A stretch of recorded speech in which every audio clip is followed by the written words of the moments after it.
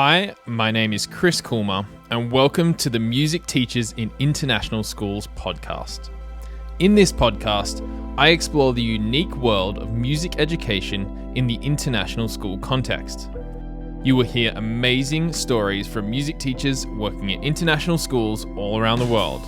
Learn tips and tricks from a global community of leading music ed experts, and be inspired to develop your capacity to be truly international in your approach to music education. Hello and welcome, music teachers in international schools family. Okay, fun fact to start us off today. Did you know that there are over 13,000 international schools in the world today? What was once a small group of schools catering to a globally mobile and predominantly expat population, these schools have been popping up everywhere in the last 10 years. There are literally hundreds of new schools entering the international school world each year. Now, excitingly, most of these schools offer a music program of some sort, which is great. But many school owners and administrators rely on international school music teachers to decide on what that program will be, what instruments and acoustic treatment is needed for new buildings, and what their departments will look like. And this is where today's guest comes in. Today I'm speaking with William Thompson, and William is the Director of Education at Chamberlain Music, and his role is to consult with international schools to help design performing arts facilities and supply music equipment and instruments to schools all over the world. In fact, every time I speak with William, his travel itinerary blows my mind. He pops up all over the place, helping music teachers to get things sorted. William is, one of those good guys to know. So let's get to know him today. And William's here with us. So how you doing, William? I'm doing well, Chris. Thanks. Thanks for having me. It's good to be here. Great. And I love that accent. Where are you speaking with me from today? I'm speaking from my roof space. My office in my home, which is in a little town called Bangor. It's about 15 miles from Belfast in the north of Ireland. Yeah, very good. So I wanted to start to get to know you and to help people to get to know you more. Can you tell us a bit about your background in music education? Sure. Well, I'm from Bangor. Actually, it's my hometown, and went to school here, sang in the local church choir. And I suppose, interestingly, I didn't think I was going to end up in music education, because when I was doing A-levels at school, I was much more into science. So I was doing double maths and physics for A-level. But music had always been my sort of hobby and my interest. And I was definitely mentored by my music teacher at school. So I did what we had O-levels in those days, O-level music appreciation in fourth form, music O-level in fifth form, did my A-level in lower sixth. Did my singing diploma in lower sixth as well. I'd never done a singing exam before in my life, but he thought, you should do this. And to be honest, again, it was my teacher who really inspired me. And although I was planning to do a career in electronics or electronic engineering, in my last year at school, I wasn't sure that I wanted to do that. And I was very fortunate. I wrote to Philip Ledger, who was Director of Music in King's College in Cambridge, about the possibility of doing a choral scholarship. And a year later, I ended up going to Cambridge, reading music and singing in King's College Choir, which was a fantastic, fantastic privilege. And actually, I mean, you're in Australia. One of our trips was to Sydney. We did every city in Australia, plus Wellington and Christchurch. We did Japan. We did a whole stack of places with that choir. So real privilege. Did that, then returned back to Northern Ireland to do my PGCE, and taught in Dublin for a couple of years, and then taught in Belfast in a girls' grammar school as director of music there. But I suppose that the electronics thing had always been one of my interests. So this is mid-80s. We just had the Education Reform Order. GCSE is coming in along with that compulsory composition for music curriculum. And I was really interested in computers and recording equipment. So that sort of aspect of my life for the engineering was coming alongside that. Did that for a number of years, then became music advisor, music examiner for A-level and for GCSE, particularly for those sort of technology aspects, so recording, sequencing, and so on. And then eventually ended up with a company called Dawson's Music. Went out of education in the sense of not teaching anymore, but working for them as director of education. And I will have come across some of our viewers today in that context of working for Dawson's. And then a couple of years ago, I moved to Chamberlain Music, and here I am today. Nice. And that's where we met, right? When you were working with Dawson's Music. Yeah, yeah, yeah. That's exactly right. Yeah, and I remember you presenting a few times in that role, and getting to know you and what you offered and sort of what your background was a bit. So it's really cool to be speaking with you today and to be able to explore that a little further. Great. I mean, I love those visits. I think you're right. I think it was probably part of the Phobos.co network that I caught up with you guys, and I have to say, a bit like the Cambridge experience, it's a real privilege to do this traveling. You're saying about my travel schedule. I have been to South America with this job. I've been to South Africa. I've been to Asia, and a lot of times in the Middle East. But it's lovely. I love meeting people. I love meeting teachers in schools. So yeah, real privilege. Mm. So you've talked about your travel again there, and I guess that might be where your connection to international schooling is that correct? And how did you get involved kind of with the international school world? Yeah, it is. So I was responsible in Dawson's for the UK market and also for the Northern Ireland market, which is pretty strong actually for us. And because we were being so successful in Northern Ireland, that's why Dawson's asked me to take on responsibility for running the department. And then because we were doing things like designing studios and helping teachers with music ICT, so the successful implementation of computers into music, a company that was being asked to build a school in Abu Dhabi contacted me and said, we've been asked to do this whole school fit out, but they've got a music department. Would you be interested in doing something? And that's probably 9 or 10 years ago. And I thought, wow, this is an interesting idea. And as you said in your introduction, often these international schools want a music program, and actually they want to have the best music program in their area. And I realized that was going to be, for the business, it was going to be a useful place to start and to look to see some growth, particularly at that stage in the UK. And I'm sure, again, lots of people will identify with this. There wasn't a lot of money going into music education. So our market was fairly limited. And like any business, we were looking for growth opportunities. And Abu Dhabi was the first one. And that was kind of, it cascaded from then. So did you continue working kind of in the Middle East, or did it quickly move on to other countries soon after? It did move on, and partly that was because we built relationships with some of the international school groups that are in different countries. But partly also, I suppose, we noticed that, as you said, international schools are springing up all over the place. And and actually, we were particularly interested in British international schools simply because we had that connection. Teachers would often know us as a brand, as somebody they'd bought from in the UK or got some advice from. And therefore we thought, well, these people are out there, whether they're in Thailand or in South Africa or in South America, we should at least let them know that we're interested in trying to maintain a relationship with them. So yeah, it spread. Most of the time, yes, was in the Middle East. That was relatively close and relatively easy to do. But yeah, I mean, I've been, as I think probably you have been to Kathmandu and Delhi and Brazil and places like that. So it's been good. Nice. Okay, so yeah, in the introduction, I was thinking about some conversations I've had with people about having to or being asked to design these music departments. They've gone to a new school, they've maybe traveled halfway across the world to get there, and then they've been told, yeah, you've got to design this thing. Like, it's just 4 walls. You need to make this into a music department.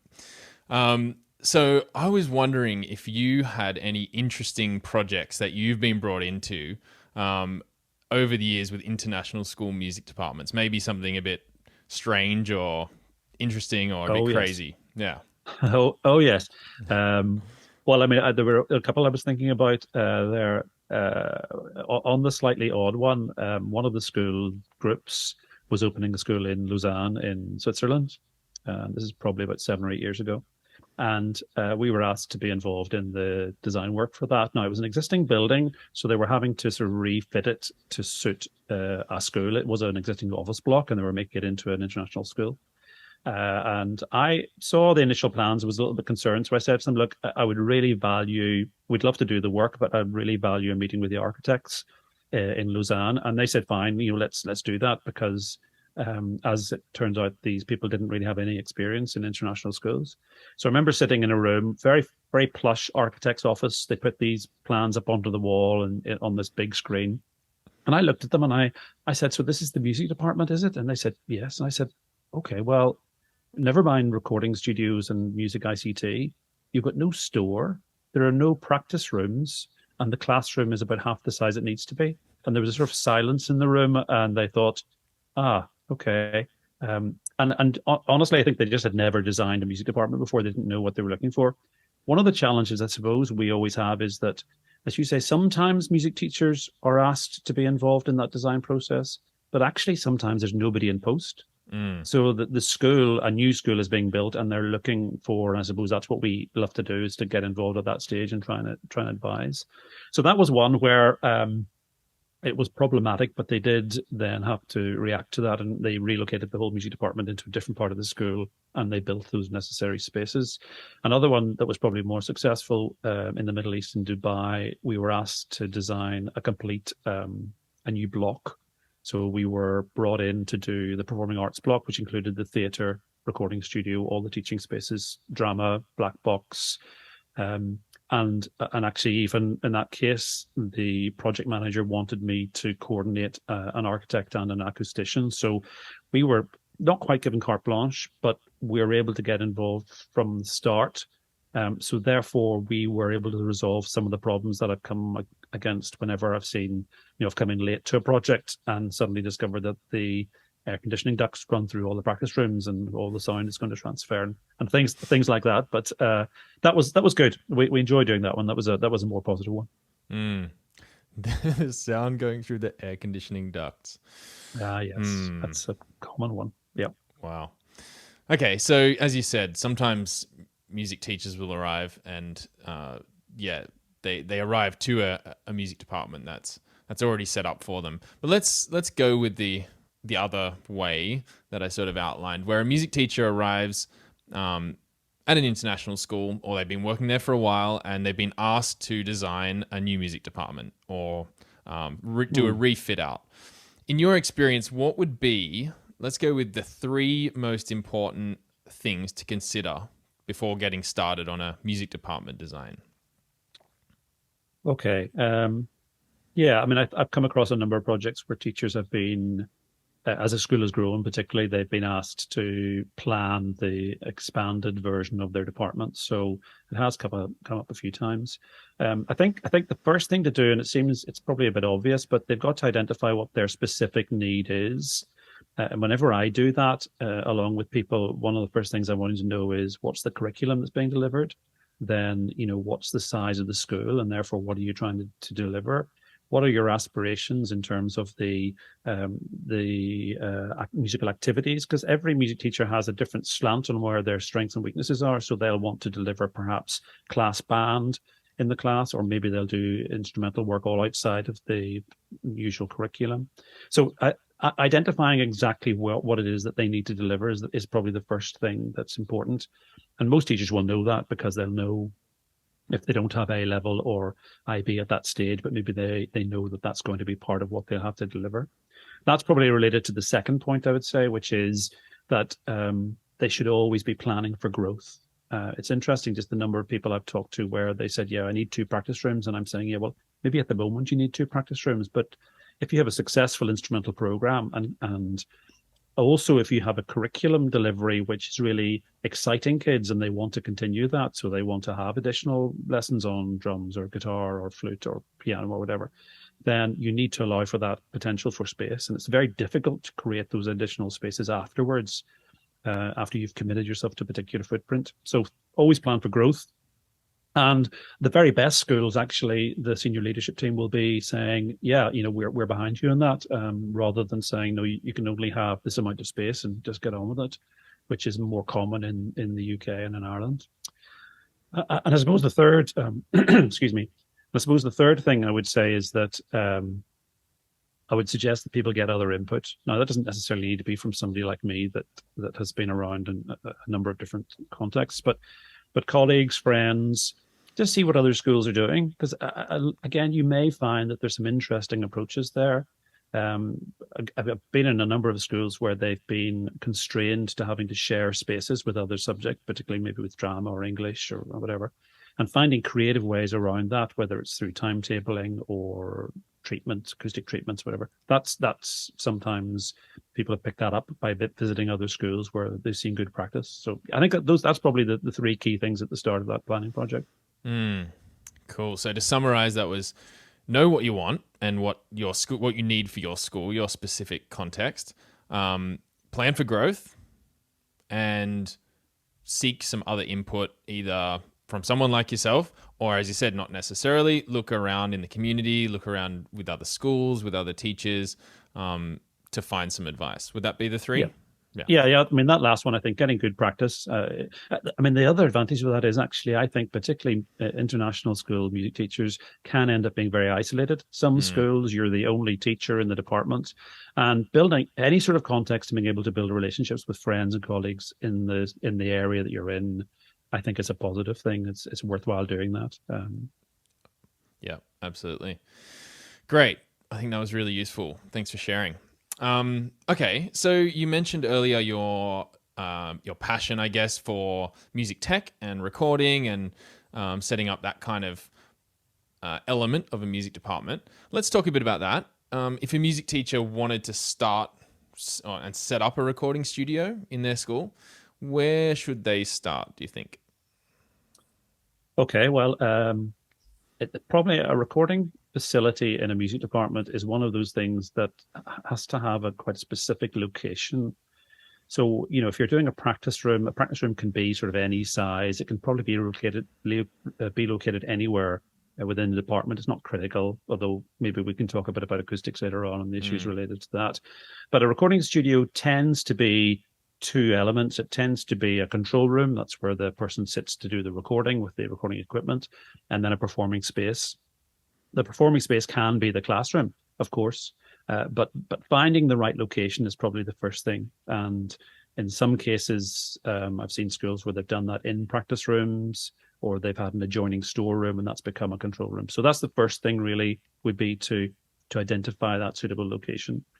I think the next thing is, and this is sometimes a hard one to discuss because everybody wants the very best, but I think there has to be a balance between aspiration and the reality. So the reality of maybe the budget, but certainly reality of what's required for the curriculum that you're delivering. So yes, it might be nice to have a studio like Abbey Road in your school, but it's just not going to be practical. And to be honest, there's going to be so much money tied up with that could be potentially used elsewhere for instruments or for additional staffing. That it's just wise to be sensible and real. Maybe again, just back to that point of planning for growth, maybe starting small in terms of equipment, but then adding over the following years as you discover that there is a demand for it. So that would be it. And I suppose, again, the last bit is really just about that equipment, and it's making sure you're clear before you start as to what's going to be required.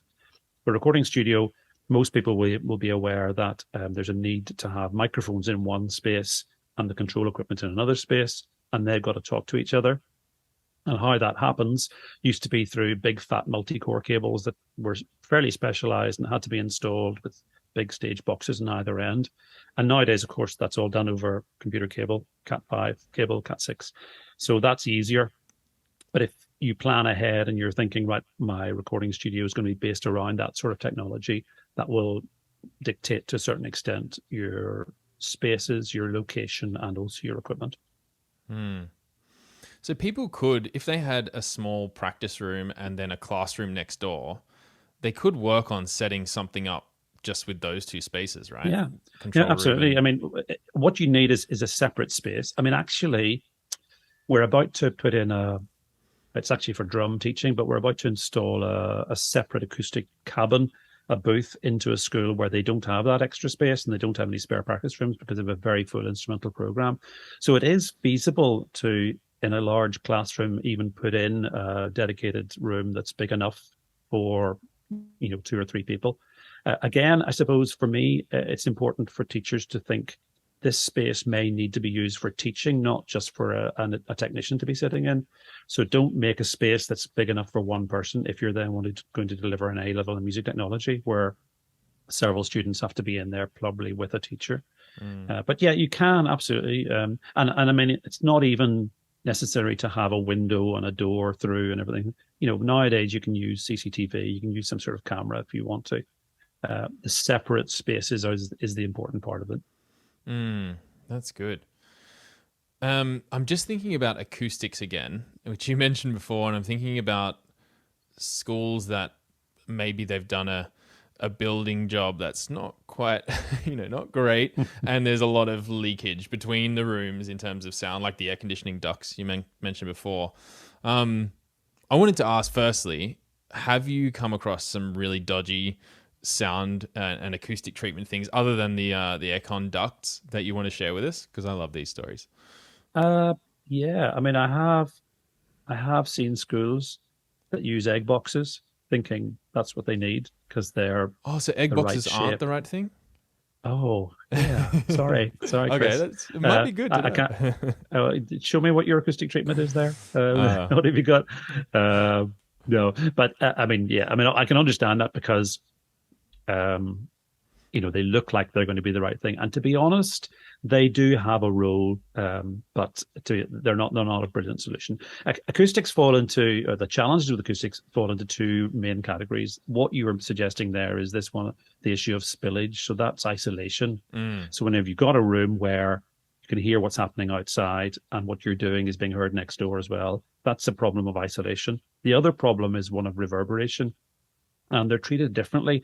And sometimes people end up with solutions that they think are fixing one, but they're actually fixing the other.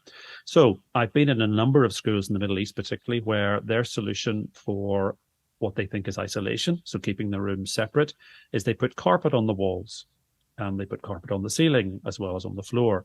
So you walk into the space and all it is doing is basically absorbing all the reverberation inside the room. It's not necessarily helping with the isolation. The sound transference still happens. It still gets through the carpet. It gets through the plasterboard wall. It goes into the next room. The only way of dealing with isolation really is the construction of the wall.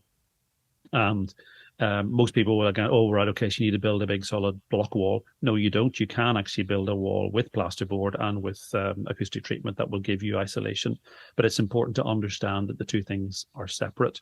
Egg boxes or foam panels that are put onto the wall or carpet or curtains, they're much more to do with the reverberation, and that's what the room feels like.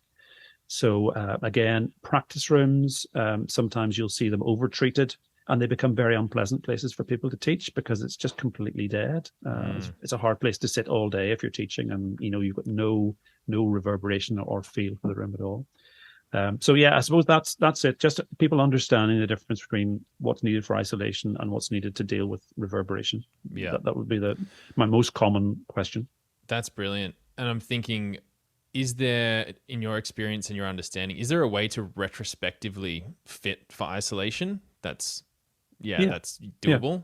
Yeah, how it is. Yeah, work? I mean, if you've got a school where let's assume that it's a solid floor. Let's assume that the ceiling, that any walls between rooms, any walls between adjoining rooms actually do go beyond the suspended ceiling. Because again, I mean, there's a school in Belfast I visited one time, and there was a row of rooms beside each other, a couple of classrooms, a store, then there was a practice room, an ensemble room, another classroom at the end of the corridor, all one long corridor.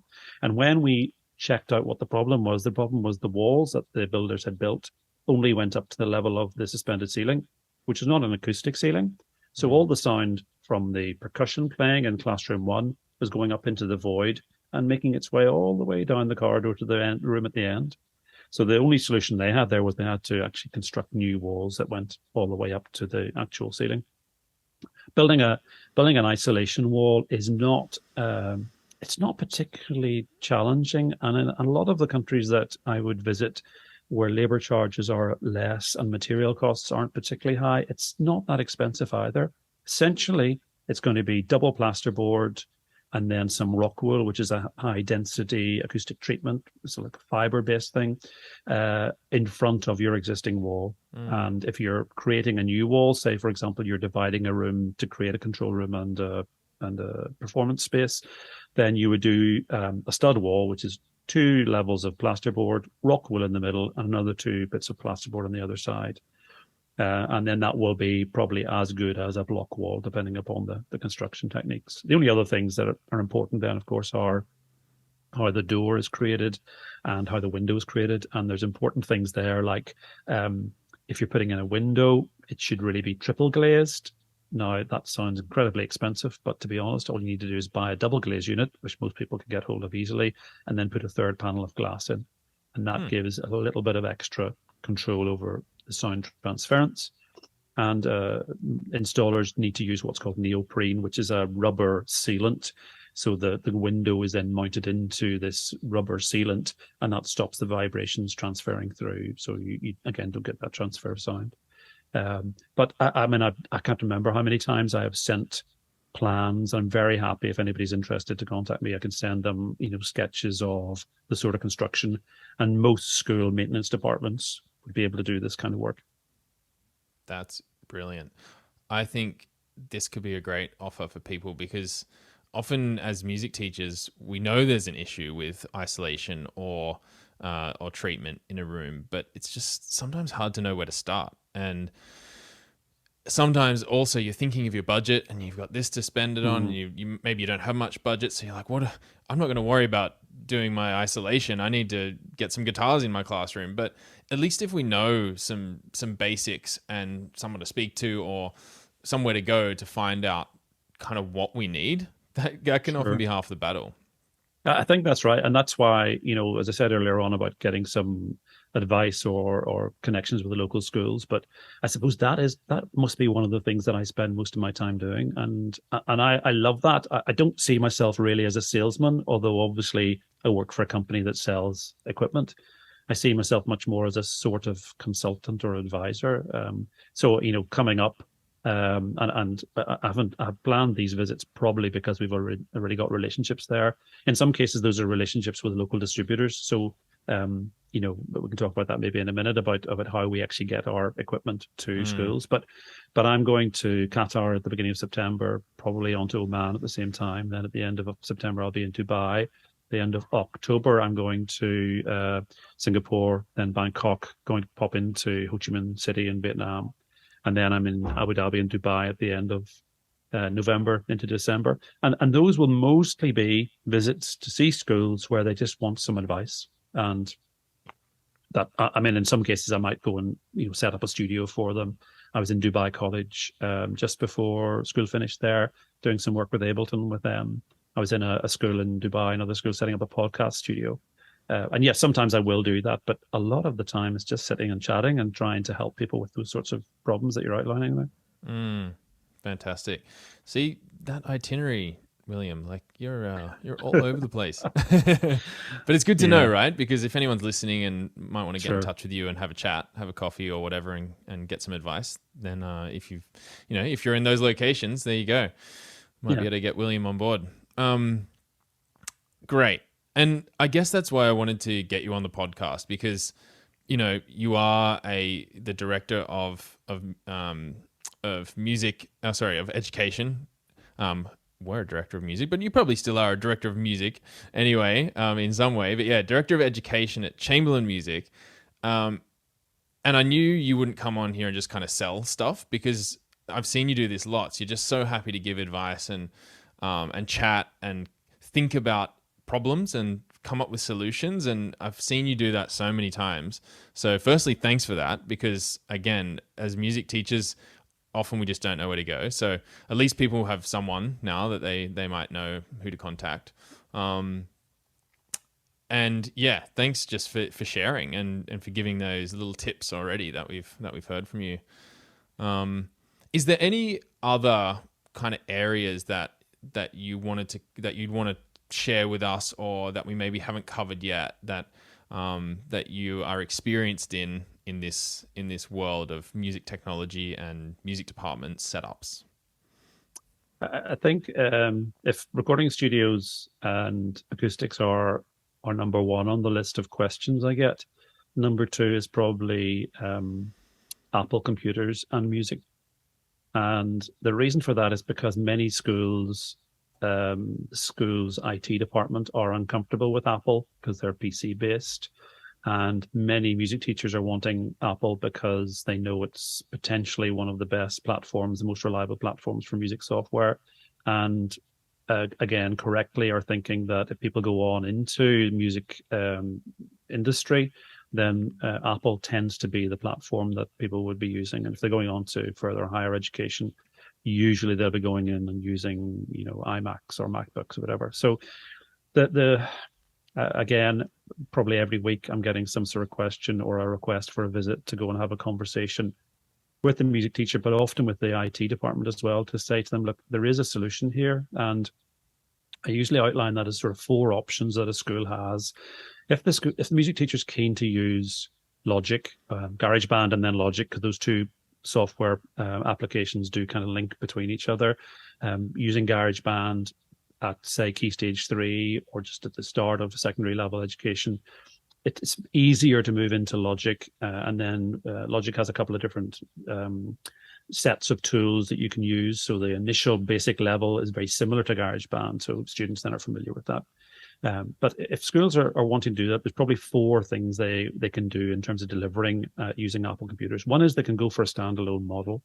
And a standalone model essentially means you have some computers in your room that might be plugged into the wall to get the power, and they might have a keyboard connected to them, but there's no other connection to the network. There's no connection to the school network or even within the department. And that gives them sort of control over them. But the problem is, of course, students have no control over their work. You can't create enough user accounts to cope with every student at every level in your school. So work goes missing, gets deleted, stuff is lost. People can't remember which computer they use. So that's the first solution, and it's the very basic level. The second one is that some schools will do a little mini network in their music department. So it's just a closed network and maybe have a shared drive on the teacher's machine or on one of the machines. And that at least allows students to save their work to a location. But then again, the computer they're on, everybody can see that shared drive, work can get lost. It's not being backed up necessarily. The third option starts to be a bit more interesting, and that's where you create a proper network in the music department. And that usually requires something like a Mac Mini or an iMac that's just dedicated to doing that server solution. So it's allocating out the computer accounts. So a student's experience is they go to any computer, they log in with their details, and their work gets transferred immediately onto that computer. When they log off, their work is backed up onto the server in the music department. And that's probably the most reliable and the best solution that I have seen. The fourth is a little bit more complicated than that. And that's where the IT department wants to get more involved and wants the students to have access not just to the music location, but also to work maybe that's being stored on the school's servers. So that then involves connecting this little Mac setup into the school's network. That becomes more complicated because the protocols that are used between Apple computers and PC servers or the network can be more challenging. It's a bit easier nowadays because a lot of schools are using cloud storage. So they're storing their work in the cloud and pupils are able to log in and get that. But those are my four sort of options that I see for schools. And again, conversations happen around that. Interesting, when we sell Apple computers to schools, we make absolutely nothing on them because Apple, in their wisdom, decided to keep all the profit for themselves. So what we do is we do charge sometimes a consultancy fee for that, or obviously we're interested in selling maybe the hardware, the keyboards and microphones and so on. But again, we're not doing it for the money. We're doing it more because we want to provide that advice and build a relationship with the teacher that hopefully they find some good advice.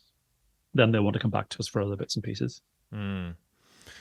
Let's summarize a little bit then for people who are listening. If someone wanted to get in touch with you, William, at Chamberlain Music and get some support on something, what things can people get support with from you? Let's get a summary.